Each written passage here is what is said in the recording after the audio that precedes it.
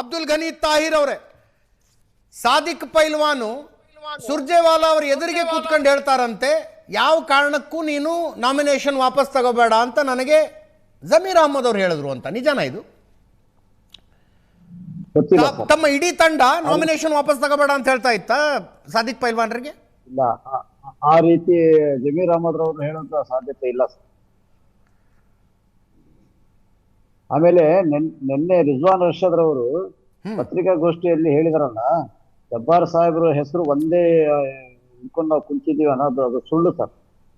ಸುರ್ಜೇವಾಲಾ ಅವರ ಒಂದು ಸಭೆಯಲ್ಲಿ ನಾವು ಸಹ ರಂಜಾನ್ ತಿಂಗಳಲ್ಲಿ ಹೋಗಿದ್ದೀವಿ. ಅವತ್ತು ಸ್ಪಷ್ಟವಾಗಿ ನಮ್ಮ ಜಮೀರ್ ಅಹಮದ್ ಸಾಹೇಬ್ರವರು, ನಮ್ಮ ನಾಯಕರು ಅವ್ರು ಹೇಳಿದ್ರು, ಜಬ್ಬಾರ್ ಸಾಹೇಬ್ರವರ ಹೆಸರಿಗೆ ತಾವು ಸಹಮತಿ ವ್ಯಕ್ತಪಡಿಸಲಿಲ್ಲ ಅಂತ ಹೇಳಿದ್ರೆ ಯಾರ್ಯಾರು ಕೊಡ್ಲಿ, ಅಲ್ಪಸಂಖ್ಯಾತರಲ್ಲಿ ಯಾರ್ಯಾರು ಈಗ ಆಕಾಂಕ್ಷಿಗಳಿದ್ದಾರೆ ಅವರಲ್ಲಿ ಯಾರ್ಯಾರು ಕೊಟ್ಟರು ಸಹ ನಾವು ಗೆಲ್ಸ್ಕೊಂಡ್ ಬರ್ತೀನಿ, ಅದು ಗೆಲ್ಸ್ಕೊಂಡ್ ಬರೋ ಜವಾಬ್ದಾರಿ ನಂದು ಅಂತ ಅವತ್ತು ಸ್ಪಷ್ಟವಾಗಿ ಹೇಳಿದಾರೆ. ಅವಾಗ ರಿಜ್ವಾನ್ ಅರ್ಷದ್ ಅವರು ಇದ್ರು, ಸಲೀಂ ಅಹಮದ್ ಅವರು ಇದ್ರು ಸರ್. ಅದು ಮೊದಲಿನ ಚರ್ಚೆ ಅದಾದ್ಮೇಲೆ ಸುರ್ಜೇವಾಲಾ ಅವರೇ ಕೂತ್ಕೊಂಡು ಹೇಳಿದ್ರಂತೆ, ಒಂದು ಸಂಪ್ರದಾಯ ಪಾಲಿಸಿಕೊಂಡು ಬರ್ತಾ ಇದ್ದೀವಿ, ಯಾರಾದರೂ ಮೃತಪಟ್ಟಾಗ ಉಪಚುನಾವಣೆ ನಡೆದ್ರೆ ಮೃತಪಟ್ಟವರ ಕುಟುಂಬದವರಿಗೆ ಟಿಕೆಟ್ ಕೊಡುವ ಸಂಪ್ರದಾಯ ಬಾಗಲಕೋಟೆಯಲ್ಲಿ ಕೊಟ್ಟು ದಾವಣಗೆರೆಯಲ್ಲಿ ಕೊಡೋದಿಲ್ಲ ಅಂದ್ರೆ ತಪ್ಪಾಗತ್ತೆ, ಇದು ಒಂದ್ಸಲ ಎಲ್ಲರೂ ಸಹಕಾರ ಮಾಡಿ ಅಂದಿದ್ದಕ್ಕೆ ಜಮೀರ್ ಅಹಮದ್ ಖಾನ್ ಅವ್ರು ಹ್ಞೂ ಅಂದ್ರಂತೆ. ಇಲ್ಲ, ಅದು ಗೊತ್ತಿಲ್ಲ ಸರ್. ಆ ಸಭೆಯಲ್ಲಿ ಅಂತೂ ಆ ಚರ್ಚೆ ಆಗಿಲ್ಲ. ಆ ಸಭೆಯಲ್ಲಿ ಚರ್ಚೆ ಆಗಿದ್ದು ಇಷ್ಟೇ, ಯಾರ್ಯಾರು ಕೊಡಿ, ಅಲ್ಪಸಂಖ್ಯಾತರಿಗೆ ಕೊಡಿ ಅಂತ. ನಾನು ಯಾರು ಕೊಟ್ಟರು ನಾನು ಗೆಲ್ಸ್ಕೊಂಡ್ ಬರ್ತೀನಿ, ನಾವೆಲ್ಲರೂ ಸೇರಿ ಗೆಲ್ಸ್ಕೊಂಡ್ ಬರ್ತೀವಿ ಅಂದ್ರು.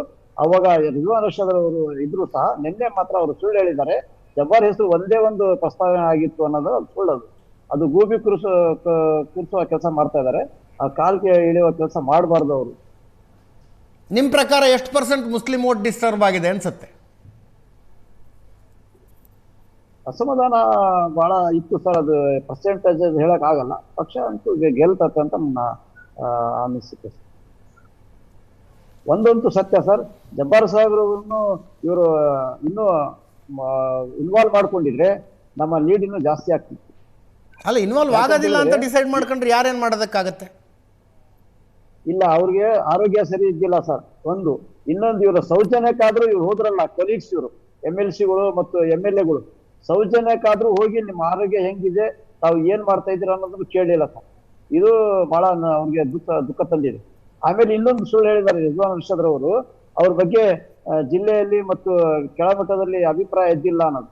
ನಾವು ಟಿಕೆಟ್ ಕೇಳಬೇಕ ಪೂರ್ವದಲ್ಲಿ ಇಡೀ ಜಿಲ್ಲೆಯ ಅಲ್ಪಸಂಖ್ಯಾತರ ಮುತ್ತುವಲ್ಲಿಗಳು ಮತ್ತು ನಾಯಕರುಗಳು ಮತ್ತು ಪಕ್ಷದ ಯಾರ ಮುಂಚೂಣಿ ಘಟಕದ ಅಧ್ಯಕ್ಷರುಗಳನ್ನು ಕರೆಸಿ ಒಮ್ಮತದ ನಿರ್ಣಯ ಮಾಡಿದ್ವಿ, ರೆಸೊಲ್ಯೂಷನ್ ಮಾಡಿದ್ವಿ. ತಮ್ಮ ಚಾನೆಲ್ ಮುಖಾಂತರ ಅದು ಪ್ರಸಾರ ಆಗಿದೆ.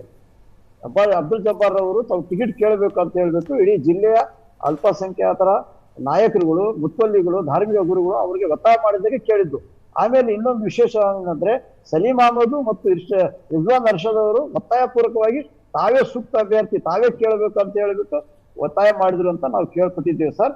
ಅದು ಜಬ್ಬಾರ್ ಅವರಿಗೆ ಹೇಳಿ, ಜಬ್ಬಾರ್ ಅವರಿಗೆ ಎಲ್ಲ ಮುಸ್ಲಿಂ ಲೆಜಿಸ್ಲೇಟಿವ್ ಫೋರಂ ಅಂತ ಏನಿದೆಯಲ್ಲ ಸರ್, ಆ ಲೆಜಿಸ್ಲೇಟಿವ್ ಫೋರಂ ಒಳಗೆ ಚರ್ಚೆ ಆಗಿ ಜಬ್ಬಾರ್ ಸಾಹೇಬ್ರವರಿಗೆ ತಾವು ಸೂಕ್ತವಾದ ಅಭ್ಯರ್ಥಿ. ಯಾಕಂತ ಹೇಳಿದ್ರೆ ಎಲ್ಲ ಸಮುದಾಯದ ಜೊತೆಯಲ್ಲಿ ತಮ್ಮ ಸಂಪರ್ಕ ಇದೆ. ತಾವು ಸುಮಾರು 40 ವರ್ಷಗಳಿಂದ ಕಾಂಗ್ರೆಸ್ ಪಕ್ಷಕ್ಕೆ ದುಡ್ಕೊಂಡು ಬರ್ತಾ ಇದ್ದೀರಾ ಅಂತ. Correct sir. MLC ಪೀರಿಯಡ್ ಇನ್ನು 3 ವರ್ಷ ಪೀರಿಯಡ್ ಇರುವಾಗ ಅವ್ರನ್ನ ಕರ್ಕೊಂಡು ಬಂದು MLA ಎಲೆಕ್ಷನ್ಗೆ ನಿಲ್ಲಿಸಿ ಅವರು ಗೆದ್ದಿದ್ದರೆ ಮತ್ತೆ MLCಗೆ ರಾಜೀನಾಮೆ ಕೊಟ್ಟು ಯಾವ ಪಾರ್ಟಿ ಮಾಡುತ್ತೆ ಅದನ್ನ? ಇನ್ನೊಬ್ರಿಗೆ ಅವಕಾಶ ಆಗ್ತಿತ್ತು. ಅವ್ರ ಪೀರಿಯಡ್ 2 ವರ್ಷ 3 ವರ್ಷ ಇಲ್ಲ ಸರ್, 2 ವರ್ಷ 1 ತಿಂಗಳನ್ನು 2 ತಿಂಗಳ ಇದೆ. ಅದನ್ನು ಸುಳ್ಳು ಹೇಳ್ತಾ ಇದ್ದಾರೆ. ರಿಜ್ವಾನ್ ಅರ್ಷದ್ ಅವರಿಗೆ ಟಿಕೆಟ್ ಕೊಟ್ಟಿದ್ದಾಗ ಅವರು ವಿಧಾನ ಪರಿಷತ್ ಸದಸ್ಯರಿದ್ರು. ಅವ್ರಿಗೂ ಟಿಕೆಟ್ ಕೊಟ್ಟಾಗ ಶಿವಾಜಿನಗರದಲ್ಲಿ ವಿಧಾನ ಪರಿಷತ್ ಸದಸ್ಯರಿದ್ರು. ಅದು ಅವ್ರು ಅರ್ಥ ಮಾಡ್ಕೋಬೇಕು.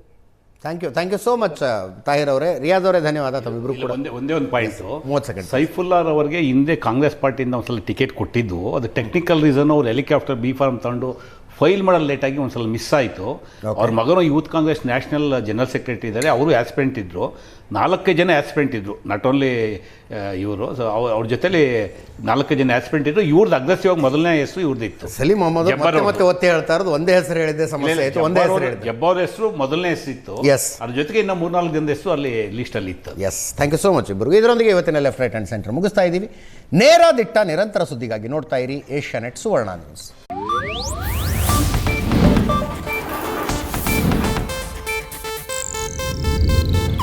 ಇದು ಏಷ್ಯಾನೆಟ್ ನ್ಯೂಸ್ ನೆಟ್ವರ್ಕ್ ಪ್ರಸ್ತುತಿ.